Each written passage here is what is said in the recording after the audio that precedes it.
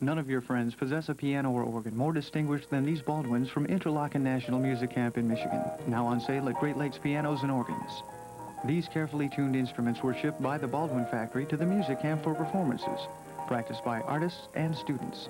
Now they're at Great Lakes, and you can save from $200 to $1,200 on these fully warranted instruments. Hurry to Great Lakes, where prestigious Baldwin pianos and organs await the chance to enter your life at exceptional savings. Monroe Street, west of Talmadge. The largest home furnisher in Northwest Ohio has been closed since yesterday to mark down their entire stock. But at 12 noon today, Banner Mattress and Furniture will reopen for 12 hours only for the most sacrificial single-day sellout of famous name brand furniture and bedding ever offered in this area. Our own little heart monitor, which I kept by my bed so that I could check the baby's heartbeat at any moment. I think at that point I had found doctors who were sufficiently understanding and supportive and sympathetic and really understood what I had gone through. So they would kind of joke with me and say, yes, I know your questions, you know, call me at any time. And every time they'd come into the room, I had my list of questions, and they said, you ought to jot this down. You're asking the 100 most unusual questions asked during any pregnancy. Michael and Sandra Branham are here. Branham. You lost twins in your 5th month.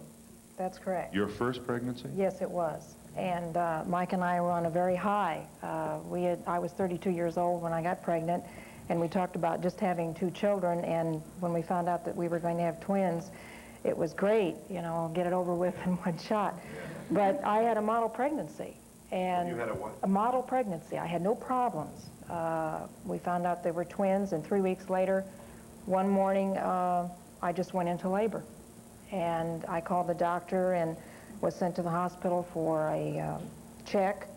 And at that time, I was to 3 centimeters. And they gave me, at that time, they were using alcohol to slow down the dilation. How long ago was this? This was 3 years ago, in February of '78. Our wedding anniversary was the 14th of February, and that's when I went into labor, on our wedding anniversary.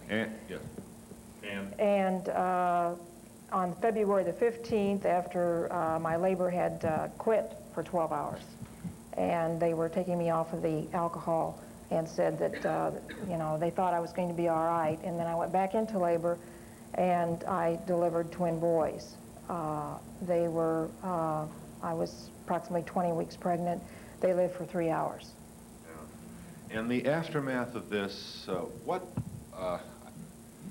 outside of the grief, why is it, in your view, important to talk about this? Because apparently you feel that there are certain traditional cultural responses to this which aren't necessarily in your best interest or in the best interest of all the people you love. Is that right? Yeah, unfortunately what happens is that most people that you come in contact with, they do have the responses like you heard earlier. You can have other children, you know, yeah, what was there to love? You never had it home, you never had a chance to get to know it.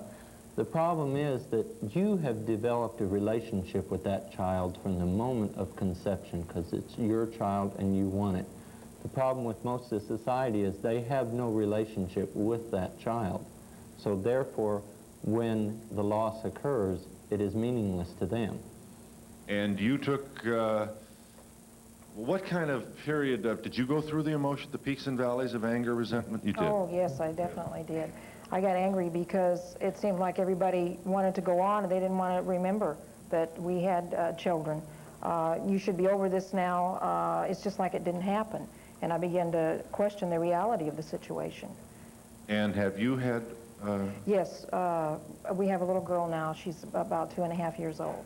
And you went through all her nightmares, did you? Yes, I did. The anxiety of another pregnancy. How did you feel when you got to the 5th month?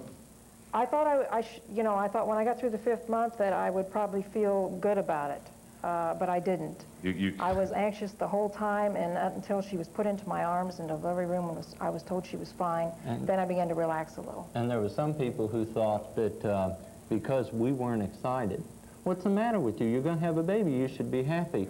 There were some people who felt that we didn't want this child because at first the doctors thought she was going to have twins again. there were some people who thought, well, what's the matter with you? You don't want this child, do you? Because it's not twins.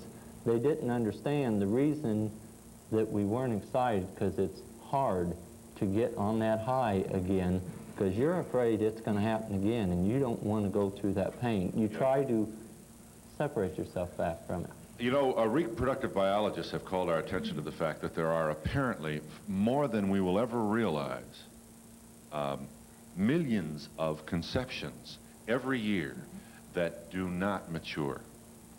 And apparently in this great cosmic wheel that determines who we are, who gets born, and where, actually the chances are against all of us in making it to full term. And what we really haven't examined is the consequences emotionally on all those people whose babies do not make it to full Well, term. you know, Phil, I think that that's one of the problems, that people don't talk about miscarriage. I remember when I was pregnant and it was the first 3 months, and of course you never expect any of this is going to happen to you. You just assume you're going to get pregnant and it's going to be like all your friends and your sister, you're just going to have a baby. But people said to me, well, don't tell anyone you're pregnant for the first 3 months in case you have a miscarriage. And I know many of my friends wait 3 months because they don't want to talk about miscarriage. The whole thing still seems to be kind of shrouded in guilt and superstition. I've had women say to me... Nodding affirmatively. You feel that way? Yes. Did you keep the secret for the first trimester? Oh, no. Well, it was my first pregnancy. I didn't How about expect... the other pregnancies?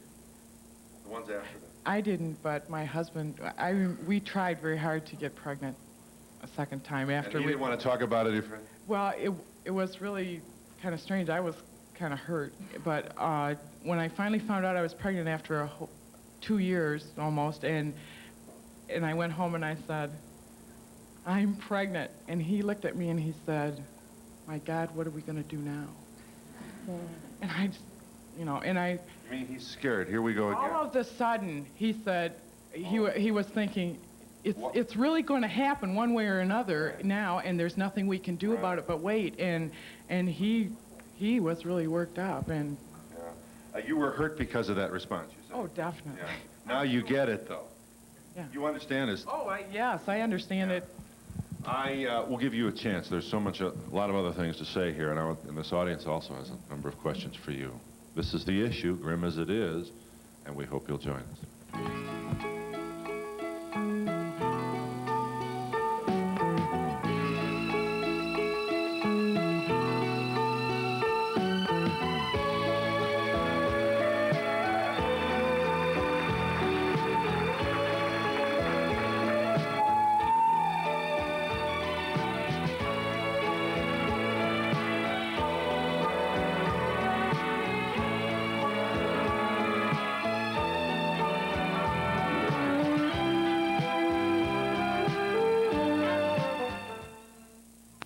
There's something hidden inside this house.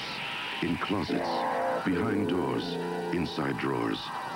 There's old lining, tattered paper, bare drawers. I've been so busy. That's no excuse with today's contact covering. Just cut, peel, press, no water, no mess. Gee, why put it off when it's so easy to put on Contact Brand? Choose from over 100 beautiful designs and colors at these and other fine stores.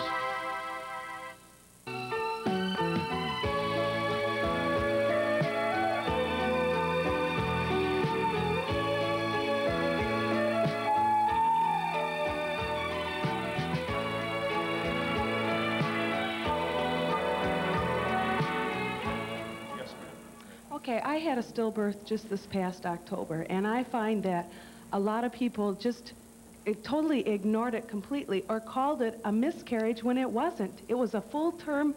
Live human being baby, yeah. And miscarriage is impersonal. And some people don't even think of it as a human being. And that's what, you know, well, what do you consider a human being? Does the soul have to enter the body? I mean... And you want to take them on, and yet you've got other things to do. Is that what? Well, it really upset me the way people ignored me completely. You know, you'd be walking down the street, and people would cross the street and go the other direction and totally ignore it. But then I did have, you know, a few really, you know, close friends and family that just were really good supporters, and my husband was just a true, you know, trooper. He felt the pain, he expressed it, and it was great that way. When were you notified of your baby's death? I went into active labor and went to the hospital with the labor pains 2 minutes apart. In the night? It was, yeah, I was like a week early, you know, and when I got there, the nurse couldn't find the fetal heartbeat, so she said, well, that's, you know, not always uncommon, and I'll come back. And then she had notified the doctor, and I found out in the hospital with my husband. So prior to? No, that night. After your baby was born, was your? No, while I was in labor, and then my labor completely stopped, and they had to induce the next morning. So it was just, you know, it was just... So you're in there with all that pain and the emotional recognition of the fact that your baby didn't live. Yeah, before, you know, not even preparing myself for it. I had not even thought of stillbirth before I went into... Was this your first pregnancy? No, I had been pregnant one other time and miscarried in the 3rd month. And how long ago was this? This was just this past October. Okay, so now you've got to deal with what are you going to do now, right? Yeah. Now, this is none of our business, but do you talk about it? How do you handle it? I talk about it, I wouldn't be, you know, really here. I mean, do your husband and you talk about what you... Yes, do we want to set ourselves up for this again? That's really the question. Yeah, at first my husband was like in the hospital saying, no, we don't have to have any more children. You know, I won't put you through this again. And I said, no. After the delivery, I felt just absolutely great. And it was kind of a relief, you know, to have this, you know, this baby out of my body at the time. I didn't think it was, but now I realize it was. And I felt absolutely wonderful. I felt like a, you know, a new human being. And I said, no, I want a lot of kids. Does everybody look pregnant to you after a thing like this? You know how it's... Yeah, they still do. They still do. You noticed? Yes, very much so. Yeah. And the commercials on television, especially if you lost twins like we did, I'm sure that the producers of television commercials go out and look for only twins for baby commercials. You don't realize it until then. And the other thing is, after you've lost the baby, how these irresponsible people get you on these mailing lists and do no checking whatsoever to see if your baby lived or not, and you get all these free samples of disposable diapers and baby shampoo and free pictures and stuff, and that goes on for months. You get the privilege of having someone dredge up your pain again for you. I was born after my mother had a stillborn and a miscarriage, and I guess you could call me a mama's boy. What I want to know is, how do you keep that second child from being overprotective towards it after? And how do you keep your anxiety out of the child's soul? It's very, very hard to do it, and I'm always, you know, I remember right after I had both the children, my little girl, and then after Andrew was born, I was always going into their cribs and putting my hand on their back to make sure they were still breathing, and I was constantly worried. I think within a period of years, you begin to accept it. I don't think I'll ever take my children for granted, but I think you begin to accept, yes, I do have children, and that doesn't mean that something's going to happen to them just because it was so difficult for me to have them. But it is a fear. It is a fear that, you know, I'm going to tell them the story of the 7.5 months in bed and the 3 months in the hospital. I just have a comment and a question. I kind of experienced what some of you did with the miscarriage. I had one, but it was too early to have any feelings like this. But I had a strange kind of a miscarriage. I had a foster baby that had come to the house, and I had him for about 7 weeks, and I ended up in the hospital with appendicitis. And while I was in the hospital, they took the baby away, and I never saw him again. Oh, it's your foster baby. Oh, that's a shame. Wow. So when did you got home, and it's an empty house, sort of, an empty bedroom? You wouldn't think I would have that feeling, because at that time, I had 4 children of my own, so you think, well, you know, you got the children to keep you busy. But I really did miss them. Now, I'm not sure how that impacted on your miss, or it didn't, or wasn't, it's not connected? No, that wasn't connected. It was, well, I had my miscarriage a year before that, but... So like, it's like 2 babies were taken away from you, so to speak. Yeah, yeah. But my question is, how, you know, you say what not to ask the people that lose a child. What do you ask, or what do you say to the people? I think the most perfect response I ever heard was from a member of our church with another couple who had lost a child, and he come up to them and said, "I'm really sorry, and I don't know what to say because this hasn't happened to me, but all I can say is that I love you and I'm praying for you." I've never heard a response that was any more perfect than that one. Bill, can I say something? Sure you can. Okay, one thing is that with our second daughter, who was stillborn, nobody ever asked me what she looked like. Nobody asked me how much she weighed. It was just kind of like a, you know, put it away, you know, you don't talk about that. So just to, maybe everybody wouldn't like that, but just if somebody would have said, okay, how long was she? How much did she weigh? Just, that's the normal question you ask a mother after they have a baby. We had once a show where the entire audience was made up of parents who had lost children, not necessarily stillborn or miscarriage, but children in infancy or early years. And a woman stood to say, "I'll never forget this moment. They never talk about Bobby." Right, that's right. It's just as though Bobby never existed. And it's And then not she true. said, friends of ours have his picture on their television set. And we are so grateful for that. It took our breath away. Our tendency is to don't mention, don't listen, hey, it's Thanksgiving, let's have a nice time. They think if you're not talking about it, you're not thinking about it, but that's not true. For a while, that's the only thing We you have think to be about. very close to you to bring it up. See, that's the point. It isn't, Phil, it isn't so much bringing it up. It's just letting that person express themselves. In other words, don't shut them up. If I would begin talking about it, people would say, oh, but you have a wonderful marriage and get back to work and you'll forget about it, when what I really wanted to do was talk about it. I wanted people to listen to me. Some friends would bring it up, or some friends might say, I know how you feel, or you must be feeling really awful. And then I would jump in and say, yes, I'm feeling terrible. But that happens so infrequently. Usually if I'd mention the baby or if I talk about it, they're embarrassed by feelings of grief, and they don't want to hear it. Right, then you feel uncomfortable.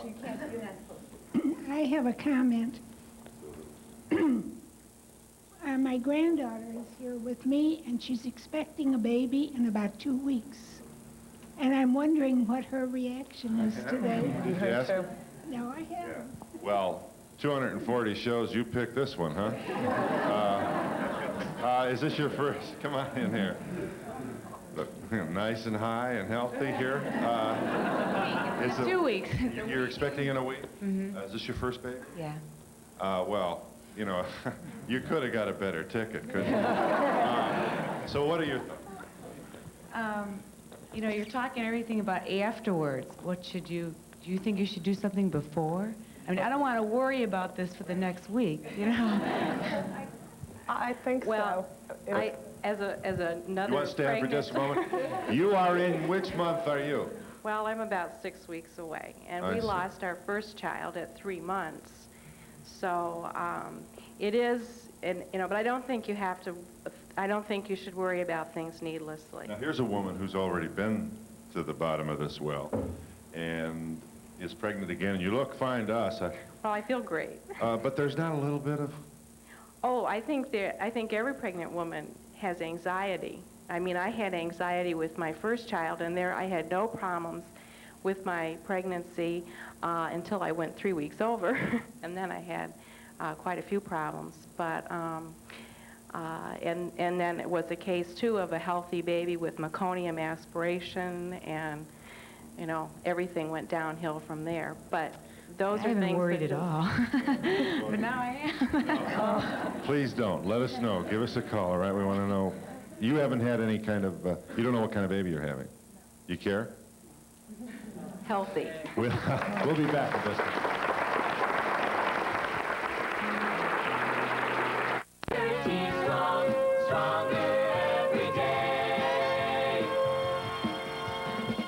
Construction work caused massive traffic jams for miles of downtown Toledo, and Contact 13 came to the rescue. Within hours, Jim Roots had talked to all the folks involved and got some relief for motorists. Whether it's a small consumer problem or a massive traffic jam, Contact 13. 13 strong, stronger every day. Let me call your attention to two books which speak to the issue of losing children, either prior to prenatal, how do I want to say this, in utero or in infancy. Barbara Berg's book is titled Nothing to Cry About. We all know what that title means. This is one of the attitudes they'd like to correct. Motherhood and nurturing, motherhood and mourning, perinatal death. Larry Pepper's its author. You're the PhD from Associate Professor of Sociology at Clemson. Right. And you're here to say what? That first of all, we better learn how to grieve and not put so many blocks on it. First of all, I guess I'm here to say to recognize that everything you've heard this morning is not unusual at all. These seemingly horror tales occur every day. 1 out of 3 pregnancies do not make it. And these experiences are very typical. And Dorothy, you've already shared your circumstance with. I just want to make sure we know you have children. I had 1 child, and then I had the stillbirth, and then I've had another baby since. All right. So I have 3, but 2 living. Are you a member of a support group?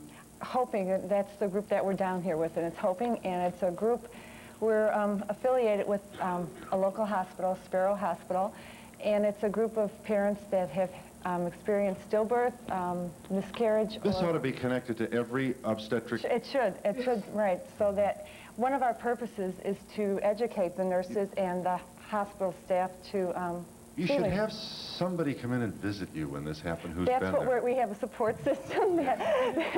I want to get this good-looking sport jacket in here. You've got the mic. You want to stand up for just a moment? And your interest in this stems from?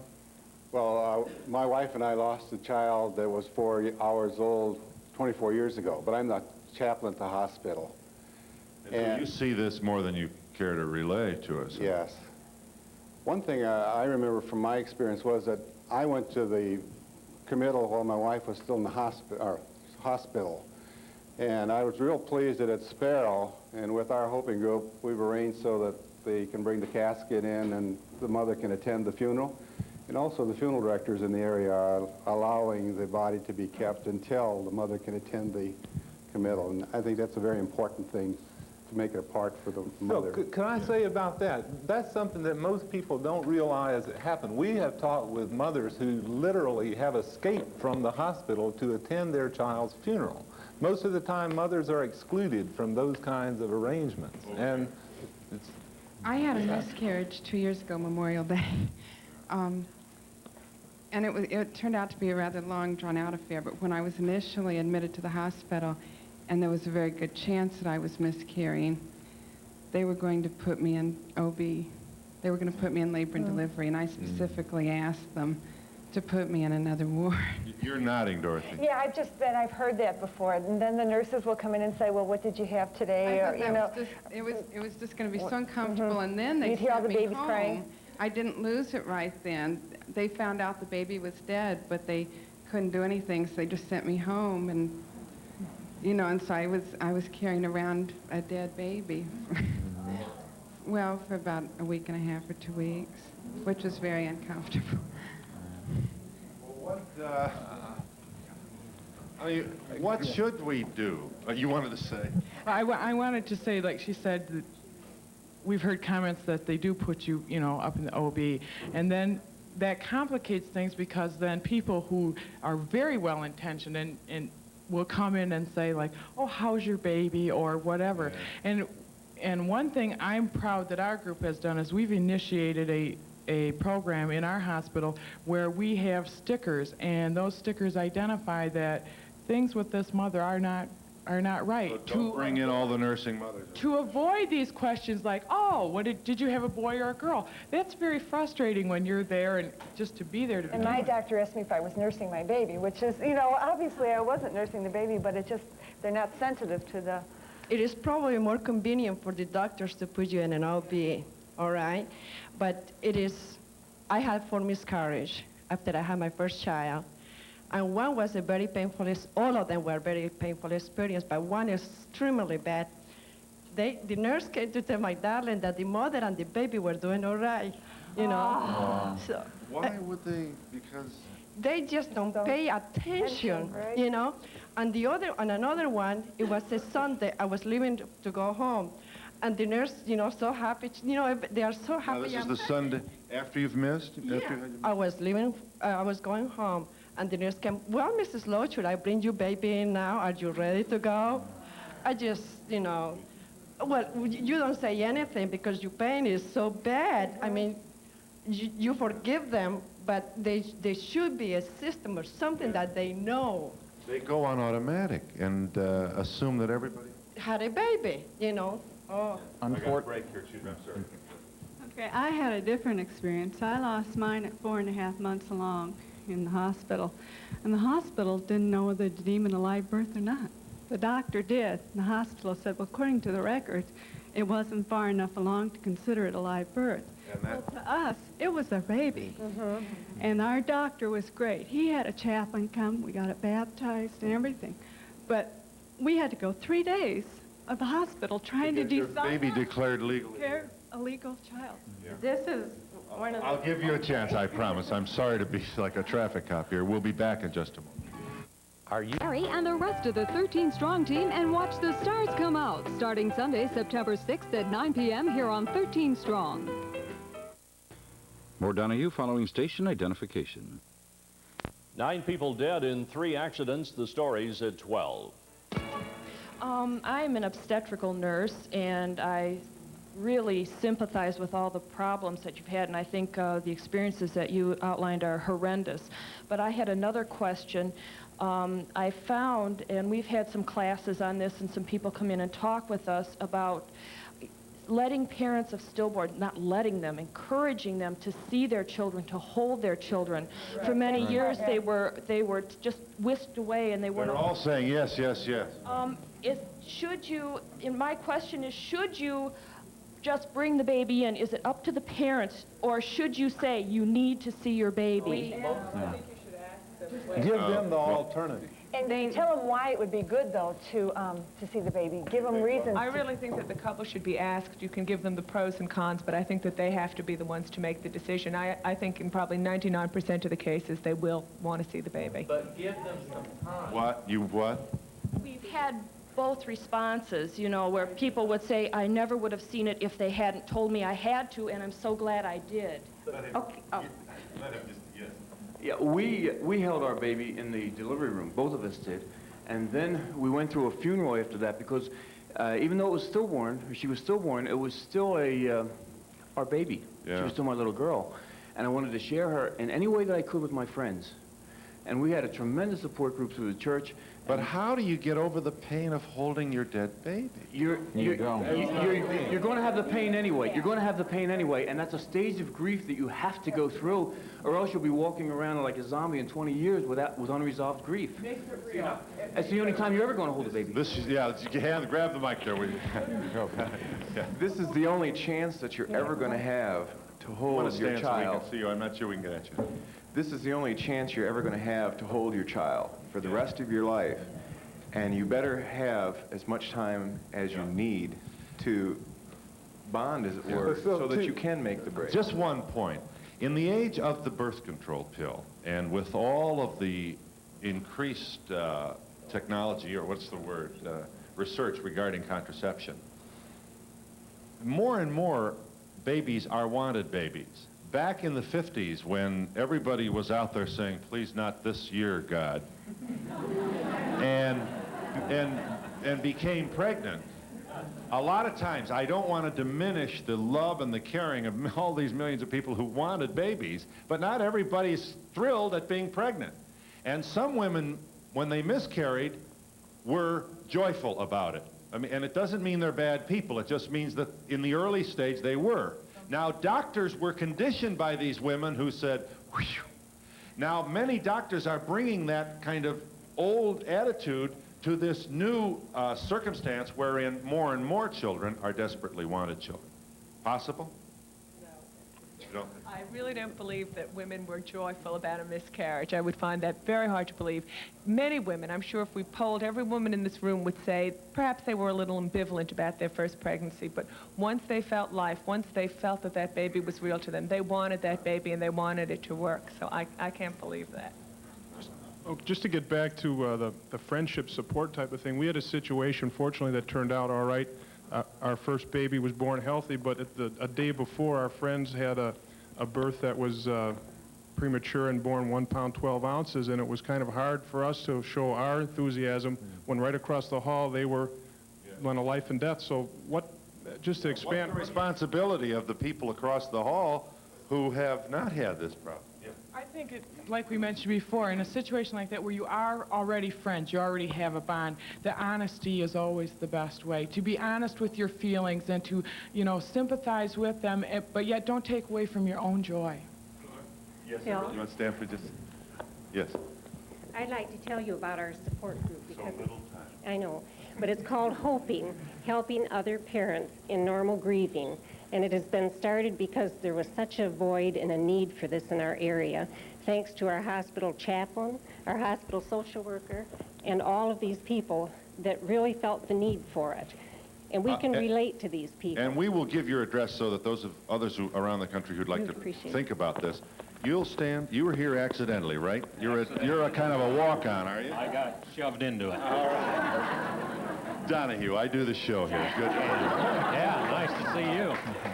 You are an undertaker, as I understand it. You're a funeral director. That's correct. Can you just brief us on what the tradition is regarding family wishes with infant death? Let me start with the old traditions where the hospital just wanted to get rid of what was left when death occurred. Now we're changing that a little bit through evidently groups like this, and now they will ask the family what they want done.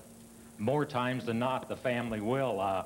If the wife's pregnant a month or 9 months, she'll say, I want a funeral, I want a visitation, I want my friends and family there. Not with a month. Oh, I've had, when there's nothing there, a complete funeral. Really? Yes. And how do we feel about that, friends? They need to express their grief. Yeah. It's up. In other words, it's give the person the option. Hang on. There's what? There's a reason. Our society only allows you to grieve if there's been something there. I have a handicapped child, and I grieve. Sure you do. I'm not allowed to. And I think what you mean is you'd like more opportunities to express it. And we shouldn't be constantly running around with funny party hats saying, don't worry, it's all going to be... This is really important. It really is important. Yeah. It really does. I know it's no picnic getting up there. Thank you. That's yeah, I'll give you a chance. Just excuse me. We'll be back in just a moment.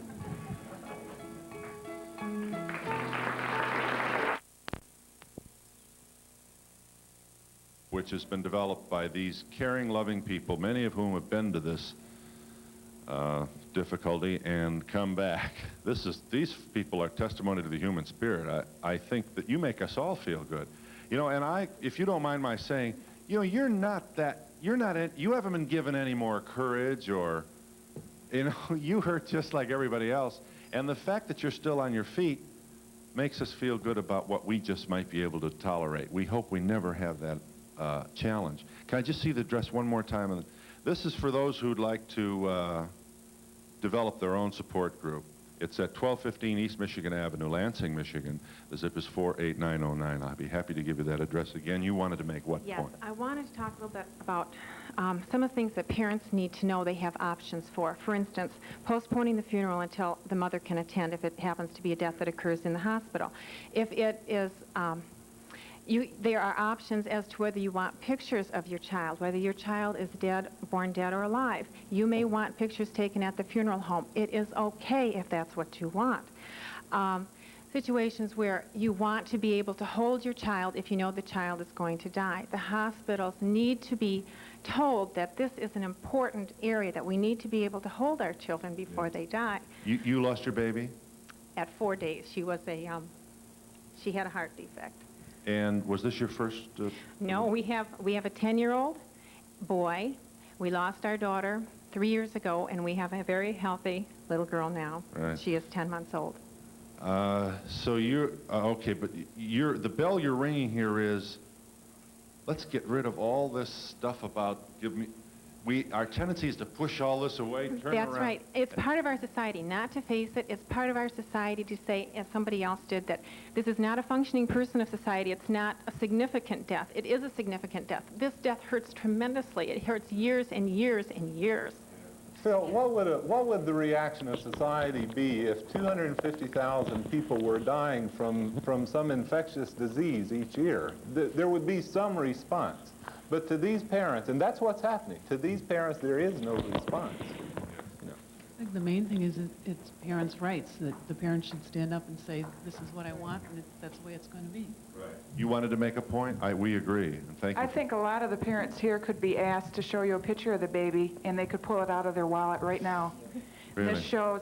Then there's those that don't have them because we weren't asked if we wanted a picture. Yes, and I wish and they I were had a denied the picture. opportunity for a picture. We have parents here who've lost children 20-some years ago, and some that has just been months.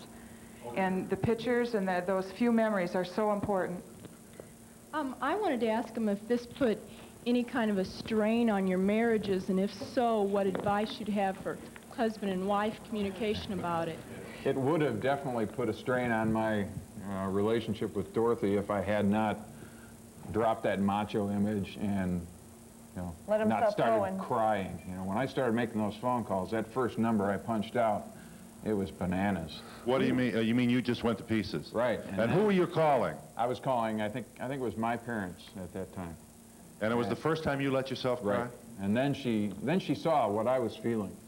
And I just let it go from then. And she was reassured by your grief. It made me happy that he was crying. But it really made our relationship much stronger as we worked through the grieving process and talked about Allison. I just want to say I had 2 miscarriages, then 2 healthy children, then recently a miscarriage, and through talking it with my husband and prayer, grief was brought out, and now we are in the process of becoming foster parents because of the blessing of 2 children and helping those that are, To address myself to your question a while ago, 39 years ago, I had a miscarriage, and well, I had, after our marriage, which was 10 days after my husband's graduation from college, $150 a month to start. I had 2 periods, and then I was pregnant, so it certainly was not scheduled. It certainly was not hoped for. But your miscarriage hurt a lot. But for months and months and months, and 9 healthy grown children and 21 grandchildren later, it still hurts.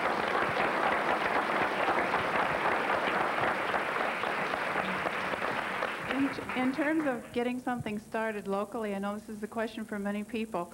Ask Jamie how long she pounded the community talking and talking and talking about this before we finally could hook up together and work something out. Somebody back there said talk. They're right. Find the people in the hospitals that you can address yourself to and go. I'd like to know how you helped. How did you help your surviving child to cope with this? Definitely. Our daughter was 4 years old, and she still is upset about it. She never got to see her sister. And just the other day, she told me that she was still mad at me because I didn't let her see her sister, which at the time I didn't do, and I'm sorry I didn't do, but you have to deal with your own grief plus deal with their grief because they do feel a loss too. Okay, I have a perfectly healthy 2-year-old, but my question is, I feel guilty when I'm around people who have lost children, like I should hide the child, and I want to be able to reach out to you. Do you are you like at Christmas time you feel, gee, we really shouldn't be happy? How do you want to be dealt with? That reluctance is the very basis of the whole problem. Talk with them. Don't isolate them. We're so happy for you to have a healthy child. Over here. We really I can rejoice in your child in a very real sense. If there's anything that we need, it's to be able to be talking to. If you have a friend that's going through this, be willing to sit down and listen and talk with them and let them get through this. After you lose a child, let's say it's your first or something, how do you make the decision, like, to have more children? That's got to be hard. It's personal. I guess one of our thoughts were we had to make sure that we weren't replacing the daughter that died. We had to make sure that we weren't going to have another baby to take her place. I had a miscarriage 14 years ago, and the doctor said I'd get pregnant again, and I didn't. So I adopted a little baby, and 6 weeks later, I got pregnant. My first reaction was one of pure fear. Everything turned out? Oh, marvelous. I have another son. Congratulations. We'll be back in just a moment. These 2 books are important contributions to this effort to understand the feelings, the special feelings of those who lose children before or after what we would call the full-term delivery. Nothing to Cry About is its title, Barbara Burgett's author. And also, Motherhood and Mourning is written by Dr. Peppers, and you're from? Clemson, Clemson. South Carolina. All right. And I promise not to tell any Dr. Pepper jokes. Yeah. I just want to say I had a miscarriage and a tubal pregnancy, and to me they were both the same, although it wasn't treated, because I didn't know I was pregnant when I had the tubal pregnancy, I had the surgery. You wanted to make, you all stand, because you'll stand. There's so few things that we as compassionate friends can do to help other people. The important thing is to listen, be there, and above all... Services provided and promotional fees paid by the following. Ever wonder why you're not seeing rebate ads from Volvo? Simple. When you build the right kind of car, you don't have to pay people to buy it. Super Scrubbable True Test Easy Care Latex Flat Wall and Trim Finish. Perfect for both walls and woodwork. Sold only by True Value hardware stores and home centers.